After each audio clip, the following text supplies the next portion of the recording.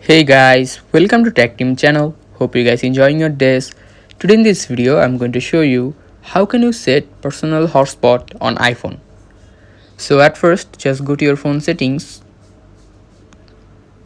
Now click mobile data and toggle on mobile data. Now the third option is personal hotspot, click on it. Now toggle on allow others to join. And the second one is Wi-Fi password. You can change your personal hotspot Wi-Fi password from here. You can change your password anything you want. And after changing, click the top right done.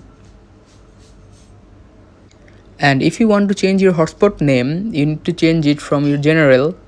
Go back and click on general.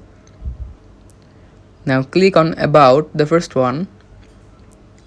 And the first one is name.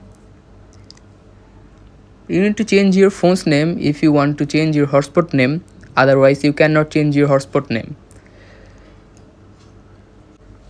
So guys, that's how you can set personal hotspot on iPhone.